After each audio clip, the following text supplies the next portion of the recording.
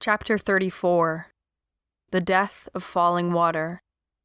To say goodbye to her was almost more than I could bear. She taught us so much, gave us such hope, and loved us so deeply in those few short months. She renewed my trust in others and imbued a sense of joy in the simple act of living. After all that we had seen, life was a challenge. Enjoying the process seemed impossible. But Madge saw things differently. She lived her life on her terms. She was kind, down to earth, and loved us well. If I lived to be 100, I doubt I could be as special and as wonderful as that old woman was to us. In the end, I can say only this. She became Grandmother Falling Water, and we honor her memory to this day. She reminded us that the world was not all death and hate and violence. She taught us, she loved us, and we will carry her stories and lessons with us forever. Jess's Journal.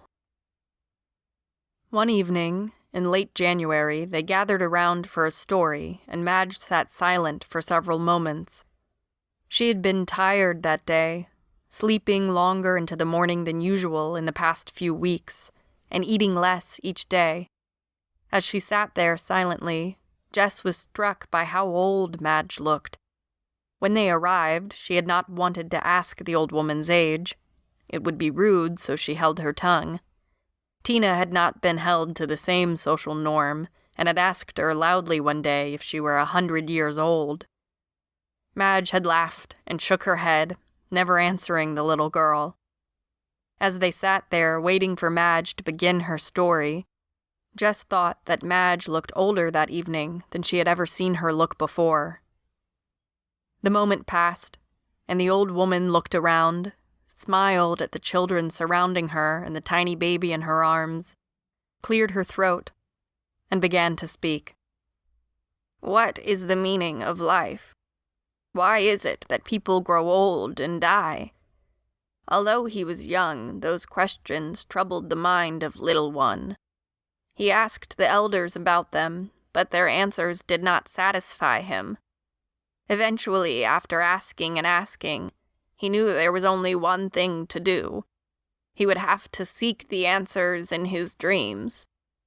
Little One rose early in the morning and prayed to Wakonta for help. Then he walked away from the village, across the prairie and toward the hills. He took nothing with him, no food and no water. He was looking for a place where none of his people would see him, a place where a vision could come to him. Little One walked a long way. Each night he camped in a different place, hoping that it would be the right one to give him a dream that could answer his questions. But no such dream came. At last he came to a hill that rose above the land like the breast of a young maiden. A spring burst from the rocks near the base of a great elm tree. It was a beautiful place that seemed to be filled with the power of Wakonta. Little One sat down by the base of that elm tree and waited as the sun set. But though he slept, again no sign was given to him. When he woke the next morning, he was weak with hunger. "I must go back home," he thought. He was filled with despair, but his thoughts were of his parents. He had been gone a long time. Even though it was expected that a young man would seek guidance alone in this fashion, Little One knew they would be worried. "If I do not return while I still have the strength to walk," he said, "I will die here, and my family may never find my body." Little One began to follow a small stream that was fed by a spring. It flowed out of the hills in the direction of his village, and he trusted it to lead him home. He walked and walked until he was not far from his village. But as he walked along that stream, he stumbled and fell among the roots of an old willow tree. Little One clung to the roots of the willow tree. Although he tried to rise, his legs were too weak. "Grandfather," he said to the willow tree, It is not possible for me to go on." Then the ancient willow spoke to him. "Little one," it said, "all the little ones always cling to me for support as they walk along the great path of life. See the base of my trunk, which sends forth roots that hold me firm in the earth. They are the sign of my old age. They are darkened and wrinkled with age, but they are still strong. Their strength comes from relying on the earth. When the little ones use me as a symbol, they will not fail to see old age as they travel along the path of life." Those words gave strength to little one's spirit. He stood again and began to walk. Soon his own village was in sight, and as he sat down to rest for a moment in the grass of the prairie, looking at his village, another vision came to him. He saw before him the figure of an old man. The old man was strangely familiar, even though little one had never seen him before. "Look upon me," the old man said. "What do you see?" "I see an old man whose face is wrinkled with age," little one said.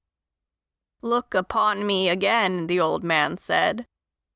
Then little one looked, and as he looked, the lesson shown him by the willow tree filled his heart. "I see an aged man in sacred clothing," little one said. "The white down of the eagle adorns his head. I see an aged man with the stem of the pipe between his lips. You are firm and rooted to the earth like the ancient willow. I see you standing among the days that are peaceful and beautiful. I see you standing as you will stand in your lodge, my grandfather." The ancient man smiled. Little one had seen truly. "My young brother," the old man said, "your mind is fixed upon the days that are peaceful and beautiful." And then he was gone. Now little one's heart was filled with peace, and as he walked into the village, his mind was troubled no longer with those questions about the meaning of life, for he knew that the old man he had seen was himself. The ancient man was little one, as he would be when he became an elder, filled with that great peace and wisdom which would give strength to all of the people. From that day on, little one began to spend more time listening to the words his elders spoke, and of all the young men in the village, he was the happiest and the most content. This was one of the longest stories Madge had ever shared, and she looked exhausted at the end. Usually her stories were short, or often funny. As she finished, she looked down at the ground, and tears formed in her eyes. "I have not been entirely honest with you little ones. I told you I came back here to this cave to continue my work, but that isn't the full truth." She paused and stroked Jacob's sleeping face as he lay cuddled in her arms. "In the weeks before the fighting broke out in the city, I was not feeling well. I'd lost a lot of weight. No matter how much I tried, I could barely bring myself to eat. I underwent a series of tests, and the doctors found cancer. They said it was just a matter of time. They told me it was too advanced, and that it had metastasized throughout my organs, and they could do nothing for me. They gave me 6 months and told me to call my children. Then things turned bad in the world, and..." She shrugged. "I came here. I tried several herbal remedies, and things improved. I felt better, my appetite returned, and I felt younger than I had in years." She smiled at them, taking in the young, worried faces looking at her in the crackling firelight. "I came out here to die, not to continue my work. Then all of you came, and you made me feel so alive. You have made these past few months a joy and a gift at the end of an old woman's life." Jess's voice broke as she choked the words out. "You're dying?" Madge laughed, clear and clean, and the sound bounced and rolled through the cave, magnifying and expanding. "Oh, Mina, From the moment we are born, we begin to die. My moment will come soon, far sooner than yours, and it will be on my terms and through my choice. I could have stayed there, gotten the treatments that would have robbed me of my hair, turned the food I ate to dust in my mouth. I could have survived with a few less organs than I currently have, but I have lived a long time, and I am satisfied with how I have lived it. I have loved and been loved, given birth and raised my children, taught and learned about my people and my history. She smiled at them again, tears flowing freely down her lined cheeks. I thought I had seen everything and done everything I wanted to do. And then you came, and these weeks and months have been a beautiful finish to a well-lived life. Tina crept close, nestled against her right arm, and Madge hugged her close. But I can feel it in my body eating away at me, killing me with each day that passes. I don't think it will be much longer. A month, maybe 2. Forgive me, children, for I asked you to stay not just for your safety, but for my own selfish needs. I did not want to die alone, even here in the home of my ancestors. I wanted someone to be here at the end. You have seen far too much death, and I ask too much of you, I know I do. They were all in tears, and Jess reached out and held the old woman's hand. We won't leave you, grandmother. We won't leave you alone, I promise. She said it with conviction, and David nodded nearby, looking at the ground as he tried to hide his tears. Madge had not been far off when she said the end would come soon. After that night in January, her condition worsened quickly. They had all made such progress in storing food and supplies in the months before winter that one less hand in chores was not missed. However, Jacob had grown used to hours in Madge's wizened arms. He looked for her, even from the wraps of Jess's sling, and whimpered fretfully. He was teething, and this did not help his mood. Jess solved this by moving her cot right next to Madge's, so that the baby lay between them at night and close to Madge during the day. This brightened his mood, and Madge's as well. She would smile with joy when she opened her eyes and saw him there, just inches from her. Madge would sleep all night, wake for breakfast, then nap again until lunch, and often again until dinner. She touched very little of the food and only smiled and shook her head when Jess or David attempted to feed her more. Slowly, she shrank in size until her bones jutted prominently. She now looked every inch of her Osage heritage, with the hawkish nose, high cheekbones, and long limbs. David stayed by her side constantly, as did Tina, and they listened to her stories, now told at a mere whisper.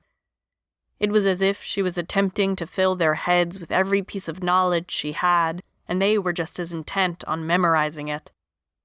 Jess sat by her side one day and wrote down the names of Madge's children, along with birth dates, as well as Madge's failing memory could remember them, last known locations, and promised to do her best to contact them. They deserved to know what had happened to their mother and the good that she had done for others in the last months of her life.